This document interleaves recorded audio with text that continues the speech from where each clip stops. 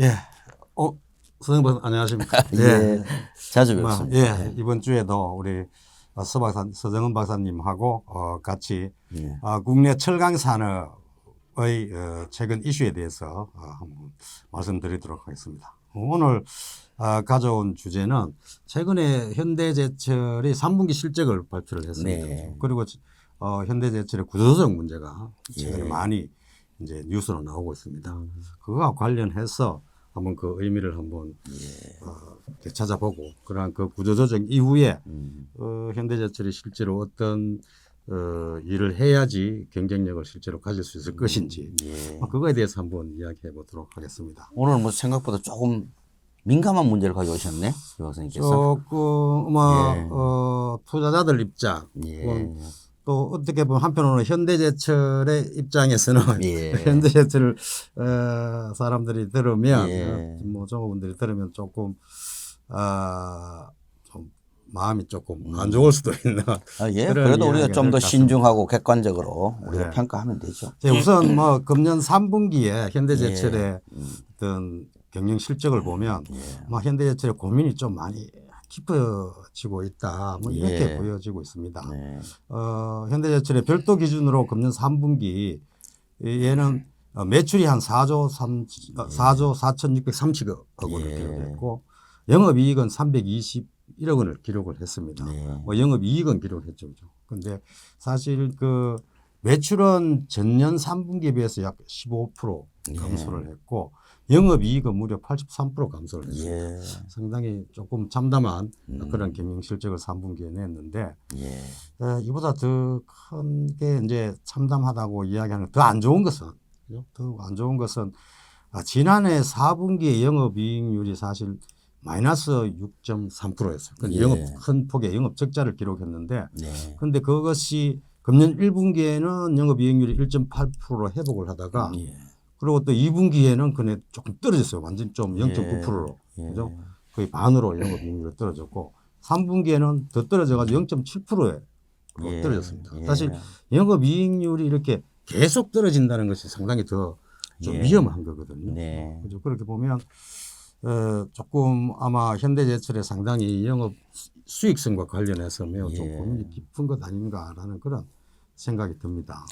뭐 거대한 그 기업 집단에 소속된 철강 회사로서 또 다양한 많은 전방 산업을 이렇게 같이 가지고 수직 계열의 힘이 굉장히 강하게 작동할 것으로 많은 사람들이 기대했는 회사인데요. 상대적으로 어떻든 지금 현재 수치로 나타나는 것은 그와 상당히 다릅니다. 그래서 우리가 오늘 그게 어디서 어떤 이유 때문에 그렇게 된 건지에 대해서 좀 더 한번 이야기해 볼 필요가 있을 것 같습니다. 그런데 이제 사실 현대제철은 포스코를 많이 비교를 하거든 같은 철강 회사로서 그죠. 그런데 사실 포스코의 영업이익률도 사실 좋지는 않습니다.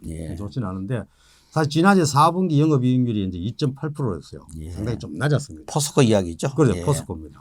그런데 4분기 영업이익률이 2.8%였던 것이 금년 1분기에는 3.1%로 올랐어요. 그런데 2분기에는 4.5%또 조금 올랐습니다. 높지는 않지만 영업이익률이 계속 그리고 3분기에는 4.6%를 기록했어요. 큰 폭은 아니지만 점진적인 상승세를 기록하고 있다. 현대제철은 지난 4분기에 마이너스 6.6% 이상의 큰 폭의 적자를 기록한 이후에 금년 1분기에는 약간 상승을 했는데 그 이후에 영업이익률이 계속 떨어지고 있는 반면에 포스코는 지난해 4분기부터 영업이익률이 조금 좋아지고 있다. 낮지만 좋아지고 있다라는 뭐 두 회사를 비교하면 이제 그렇게도 이야기할 수 있겠습니다만 제가 보기에는 아주 큰 틀에서 보면 한국 철강사 특히 아주 대표적인 포스코와 현대제철이라는 두 선도 기업의 수익성은 참 예전에 두 자릿수 이런 걸 보던 저희로서는 참 약간은 참담함을 느끼네요. 그러고도 5% 이하다 이렇게 되면 야 예전에 그 10% 가까이 돼도 평소에도 보통 한 10% 정도 내외에서 오르락내리락 한 자릿수를 보기 어려웠죠. 그래서 사실 상당히 뭐 현대제철도 그렇고 포스코도 영업이익률은 수익성은 매우 떨어져 있다. 그것도 또 이 두 기업은 대표적인 대한민국의 고로 일관 공정을 그렇죠. 가진 예. 상대적으로 국내 시장에서 막강한 힘을 가진 두 회사란 말이죠. 그렇죠. 이 두 회사가 보여주는 실적을 놓고 보면 한국 철강 산업 전반이 수익성이 상당히 많이 떨어지고 있구나. 아마 막 그렇게 이런 걸 볼 수도 있겠죠. 한눈에 우리가 볼 수 예. 있습니다. 예. 그래서 현대제철의 입장에서 보면 이 경쟁사라고 할 수 있는 그런 포스코하고 영업이익률 격차가 자꾸 시간이 갈수록 이렇게 커지고 있는데 아마 지금 우리 현대제철의 최고 경영적 입장에서 보면 자기들은 현대제철은 영업이익률이 떨어지고 있고 포스코는 그나마 그래도 영업이익률이 올라가고 있다. 네. 이런 데에 대해서 상당히 조금 그렇습니다. 뭐라 할까요? 좀 압박이 좀 되지 않을까 하는 그런 생각도 뭐 들고. 충분히 그 부분에 대해서는 현대제철 스스로도 아주 치열하고 냉혹하게 고민을 해야 되겠죠. 그렇죠. 예, 그걸 고민하지 않는다면 뭐 기업의 미래가 있을 수 없겠죠. 예. 그리고 또 보면 현대제철의 기업 가치 시가총액이라고 이야기하는 현대제철의 기업 가치가 사실 포스코 홀딩스의 한 10분의 1밖에 안 됩니다. 그래서 현대제철 내부에서는 이게 사실 자기들의 어떤 매출액이나 뭐 수익성 뭐 이런 걸 따지더라도 아마 매출액 기준으로 보면 포스코의 뭐 한 50% 정도는 가야 되지 않느냐라고 생각할 수 있는데 지금은 10분의 1에 불과하니까 상당히 현대제철 입장에서 보면 상당히 조금은 뭐 최근에 와서는 두 회사 모두 주식 가격이 뭐 그냥 그렇죠. 바닥을 치고 있는 상황입니다만은 또 현대제철은 더 주식 가치가 그렇죠. 낮게 평가되고 그게 있습니다. 최고 경영자들 입장에서 상당히 아픈 그런 현실이라고 할 수 있겠죠. 맞습니다. 그거는 뭐 현실을 반영하는 지표이기 때문에 우리가 거기서부터 우리가 고민을 해야 되겠죠. 그래서 사실 우리가 이제 현대제철은 국내에서 보면 전기료를 이용하고 있는 그냥 봉형광 제품도 나오고 철근이나 현강 같은 거죠. 봉형광 제품도 나오고 그다음에 고로 일관 제철소를 활용해서 뭐 열연이나 자동차 강판 뭐 이런 판재료도 나오는 사실 국내 유일한 회사거든요. 맞습니다. 그죠? 뭐 전기료와 고로를 동시에 가지고 있는 국내 유일한 회사인데 그리고 또 특히 이제 봉형광유 제품 철근 현강은 국내 그 생산 점유율이 1위예요. 그죠?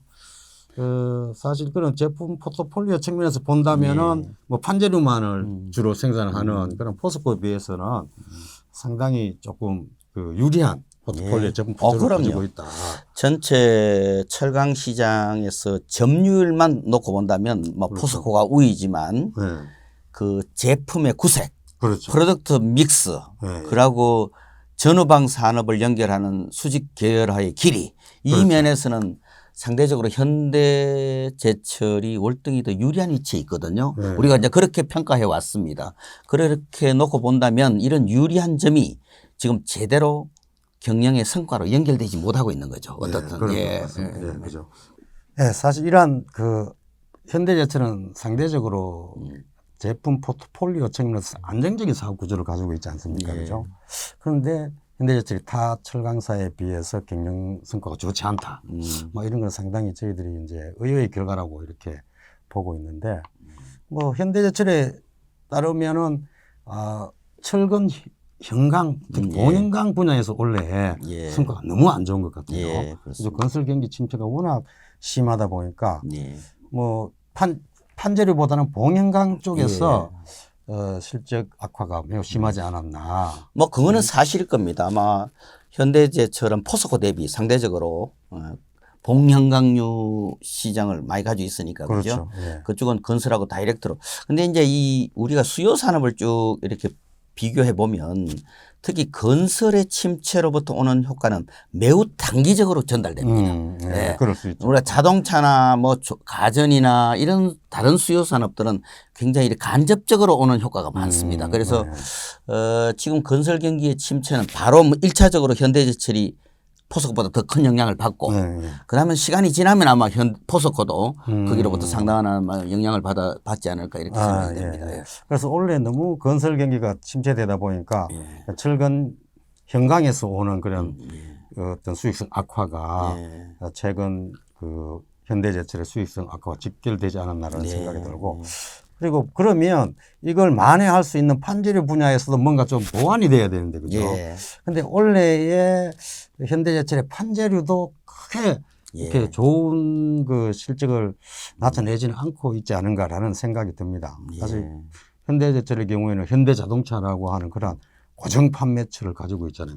특히 자동차 강판 분야에서는 아마 판매량은 크게 줄지 않았는데 이게 가격을 원래 잘 올리지를 못했던 것 같아요. 그러다 보니까 수익성이 크게 오르지 못했고 그 수익성 판재료에서 수익성이 오르지 못한 것이 봉영강의 수익성 악화를 좀 더 보완하지 못해서 결국은 이제 수익성이 크게 악화되는 그런 상황이 아닌가. 사실 그 판재료 쪽의 수익성은 이제 현대차와 현대제철 사이의 그 가격 결정이 매우 중요하거든요.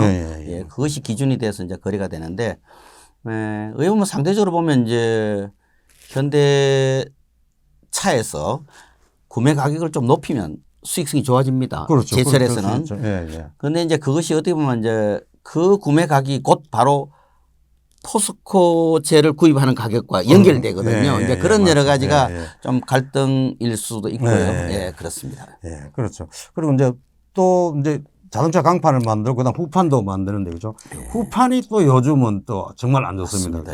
중국산 저가 제품이 너무 범람하다 보니까 가격도 떨어지고 판매도 좋지 않고 뭐 이런 상황이 같습니다. 그래서 전반적으로 이제 봉영강이 가장 안 좋다면 제가 보기에는 후판이 그 다음에 안 좋고 그 다음에 이제 자동차 강판이 어느 정도 보완을 해줘야 되는데 그 보완 기능이 좀 많이 약한 것 아닌가라는 그런 생각이 듭니다. 그래서 이러한 뭐 지속적으로 이제 영업이익률이 악화되고 이러다 보니까 현대제철이 전체적으로 이제 내부의 사업 구조조정을 지금 하고 있고 동시에 이제 수입제를 막기 위해서 반덤핑 제소를 한다든가 이러한 조치들에 지금 들어가고 있는 것 같습니다. 사업 구조조정과 관련해서 보면 뭐 관광 사업, 이제 현대제철의 관광 사업을 이제 독립법인화했죠. 일단 가장 먼저 독립법인화했고 이게 독립법인화한 것이 아마 매각을 위한 전단가격 아니냐라는 시중에는 그런 이야기도 듭니다. 그러니까 저 관관이 이제 고로 쪽으로 이렇게 붙어 있어야 되느냐, 별도의 회사가 돼야 되느냐. 사실은 관관이 고로 쪽에 이렇게 붙어 있음으로써 소시 일관 공정에 그런 효과를 굉장히 많이 본다. 뭐 이게 이제 우리가 일반적으로 그래서 일본처럼 관관사들이 주로 고로와 이렇게 연결돼 있어야 된다. 이제 그래서 국내에서 처음으로 사실 현대 제철이 현대 관관과 합쳐서 이제 그렇게 했거든요. 그런데 그것이 이제 우리가 예상하는 기대만큼 긍정적인 효과를 못 낸 것 같습니다. 그러다 보니까 이제 다시 분리하는 순서를 밟게 되는데 저 부분은 내부적으로 아마 여러 가지 고민이 참 많았을 거라고 저는 생각합니다. 그리고 그 이외에도 뭐 단조 사업하고 있는 현대 IFC, 선제 사업을 하는 현대 종합특수광 이 회사들도 매각설이 이미 이제 나오고 있어요. 그다음 최근에는 이제 지금 2023년도에 이제 판교 사옥을 옮겼거든요. 저게 이제 좀 양재에 있던 거기에서 판교로 사옥을 옮겼는데 그게 좀 임대료가 좀 비싼 모양이에요. 그래서 비용 절감 차원에서 이제 다른 곳으로 옮기겠다라는 그런 이야기도 나돌고 있고 가장 최근에는 이제 중소형 현강을 생산한 포항 그 이 공장을 좀 가동을 멈추고 뭐 인력 구조조정이 들어가는 그래서 상당히 지금 발빠르게 아마 현대제철은 사업 구조조정을 하고 있는 그런 상황입니다. 아마 저런 구조조정의 큰 배경은요. 제가 볼 때는 현대차 그룹 차원에서 결정되는 것도 꽤 많을 겁니다. 그래서 현대차 그룹이 여러 많은 사업들이 있지 않습니까? 그중에서 철강을 어떤 관점에서 보느냐. 그룹 안에서 철강이 어떤 위치에 있느냐, 얼마나 중요한 사업이고 어떤 역할을 하느냐 이 부분이 이제 어떤 관점에 있느냐에 따라 현대제철의 입지와 그렇게 매우 많이 바뀌거든요. 이제 저는 그거를 다른 표현으로 그 소위 대기업, 재벌 기업의 리스크다. 이렇게 저는 개인적으로 봅니다. 사실은 그래서 이 재벌 그룹의 오너가 철강을 어떤 관점에서 보느냐에 따라 현대제철의 위치는 많이 달라지는 거죠. 저는 그런 관점에서도 이런 현상들을 해석할 수 있다고 생각합니다. 하기사 뭐 현재 기아 자동차가 예. 실질적인 그룹의 이제 메인 회사니까 아마 현대제철도 그런 현대 기아 자동차의 어떤 부품이나 소재를 공급하는 하나의 역할이 더 강조되는 것 아닌가. 좀 그런 차원은 있을 것 같습니다. 예. 그래서 사실 철강 사업이 오히려 더 약간 이렇게 경영적인 측면에서 힘이 빠지는 그러면서 아마 이것이 적지 않게 경영 성과도 연결이 그렇죠. 되고 있지 않나 이렇게 보여집니다. 근데 이제 문제는 사실 현재 이러한 사업 구조 조정이라든가 어떤 수입제 방어, 뭐 반덤핑 제소를 한다든가 이런 행위들이, 이러한 활동들이 과연 지금 뭐 당장은 해야 되겠죠. 당장은 이제 수익성 악화되고 어떤 수익성 없는 자산을 좀 매각하고 뭐 이런 활동은 뭐 해야 되는 거는 맞습니다. 수입제도 막아야 되고 그렇지 않으면 뭐 기본적으로 그 수익성도 악화되고 회사의 그다음 위기가 더 강화되는 건데 당장은 뭐 이런 것은 뭐 해야 될 것 같기는 한데 정말 이러한 활동들이 장기적으로 현대제철의 어떤 경쟁력 향상과 연결될 수 있을 것인가라는 데는 조금 의문을 있습니다. 예, 저도 그 일단 수입 방어 이거는요 예를 들어 어떤 한 산업이 위기가 왔을 때 불가피한 선택입니다. 그런 노력을 안 할 수는 없습니다. 예를 들어 수입제가 차지하고 있는 시장을 국내 시장을 국내 기업한테 이렇게 찾아오는 건데요. 이제 그런데 이게 지금 우리나라의 경우는요, 이 수입 방어 역할을 주로 이 선도 기업이 합니다. 산업이 하는 것이 아니라 저는 이것은 어떤 산업적인 관점에서 수입 방어가 추진이 돼야 되는데 개별 기업의 입장에서 수입 방어가 노력이 많아지거든요. 이것은 약간 이제 이 수입 방어를 고생스럽게 했을 때 그 성과가 어디로 가느냐 이런 부분을 우리가 또 이야기해 볼 수가 있습니다. 그래서 수입 방어는 저는 뭐 매우 산업적인 관점에서 추진이 되는 것이 바람직하다 이렇게 생각합니다. 뭐 어떻게 보면 지금 후판도 현대제철이 이제 주도가 돼서 일단 반덤핑 제소를 했고 아마 최근에는 이제 현대제철이 이제 열연 반덤핑 제소도 한다는 그런 이야기도 일단 들리고 있습니다. 뭐 그런 선도 기업들의 요구에 정부가 계속 이제 부응을 하는데 사실 이제 그 논리가 사실 좀 다르거든요. 선도 기업의 입장과 정부의 입장은 정부 입장에서는 가장 그 어려운 산업, 가장 그 수입으로부터 위협을 많이 받는 산업을 어떻게 보면 지원을 하고 해야 되지 않겠습니까? 예. 그렇게 놓고 본다면 이 선도 기업은 상대적으로 대한민국 많은 철강사 중에서는 상당히 유리한 위치에 있는 기업들이거든요. 아무래도 그 발언권이 세죠. 예, 그분들을 상당히 이제 보호하는 쪽으로 수익 규제가 많이 이렇게 뭐라 그럴까 활용되는 이런 측면이 있습니다. 그래서 저는 이러한 사업 구조 조정이라든가 그다음에 이제 수입제 방어 이러한 것들은 우리가 보이는 그런 환부만 치료하는 그런 거에 불과하다. 근데 사실 우리가 더 그 이후에 더 해야 될 것은 몸속에 있는 새로운 세균이라든가 뭐 이런 것까지 다 치료를 해야 되는데 자칫 그것까지 하지 않으면 다시 병이 도질 수 있는 그런 상황인 것 아닌가라는 생각입니다. 유 박사님 그 말씀 제가 아주 감명 깊게 읽었습니다.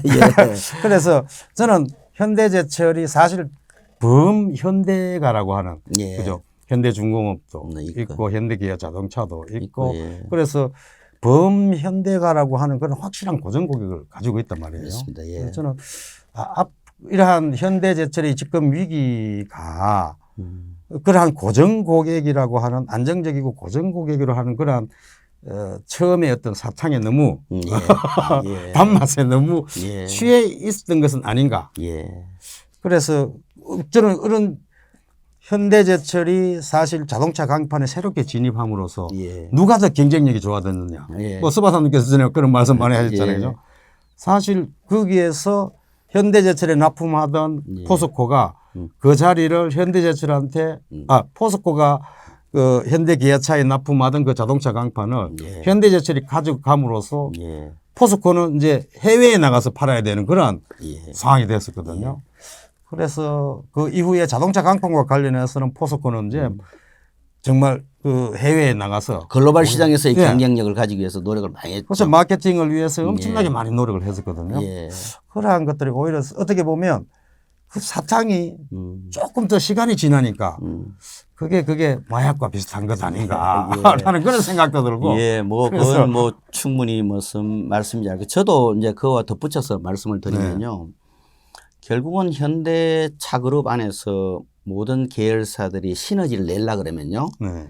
개별 철강사가 완성도가 높아야 됩니다. 완성도가. 그렇죠. 그게 기본이죠. 예. 그래서 개별 사업들이 다 완성도가 높을 때 그 사업과 사업이 시너지를 내는 겁니다. 예, 맞습니다. 자, 그 말씀을 다르게 말씀드리면 철강은 철강 나름대로 완전한 철강 회사로서의 자기 모습을 갖출 때 그렇죠. 예. 자동차와도 더 많은 시너지를 낼 수 있거든요. 혹시 잘못돼서 철강이 자동차를 위해서 존재하는 철강이 되면 시너지가 나지 않습니다. 오히려 부정적인 효과가 나게 되어 있습니다. 저는 오히려 약간 그렇게 해석합니다. 그래서 저는 오히려 더 현대차그룹에서 현대제철을 독자적인 철강 회사로서의 완성도를 높이는 거. 결코 그룹 내에 있는 수요 산업을 위한 철강 회사가 아니라 그것이 없다 하더라도 독자적인 경쟁력을 낼 수 있는 철강 회사로 만드는 노력. 이것이 전제가 될 때 자동차와의 시너지도 높아지고 조선과의 시너지도 높아지고 그룹 내에서도 매우 긍정적인 역할을 할 수 있지 않을까. 예, 그래서 저는 이제 저도 그런 생각을 하고 있습니다. 그래서 이런 만약에 독자적인 경쟁력을 가지고 있는 철강 회사로 현대제철이 거듭나기 위해서는 저는 그 사탕을 뱉는 그런 아픔을 겪을 수도 있어야 된다라는 생각이고, 만약에 지금 현재의 상황에서 그대로 가기 위해서는 내부에 있는 그런 우리가 알게 모르게 지난 10년 동안 2013년에 이제 최종 3고로가 완성됐지 않습니까? 그죠? 그래서 지금 거의 한 10년이 지났는데 그 10년 동안 알게 모르게 현대제철의 내부에 쌓여 있던 비효율, 우리가 어떤 비효율이 그 우리가 보통 뭐 X 비효율 뭐 이렇게 이야기하지 않습니까? 그러니까 그러한 것들이 뭔지를 찾아내고 그걸 찾아내서 개선 혹은 개혁하지 않으면 근본적인 그러한 경쟁력 개선은 좀 어렵지 않을까. 그러니 앞으로 그러한 이제 사업 구조조정 그 다음에 해야 될 일은 내부의 효율성을 어떻게 더 높여 나갈 것인가.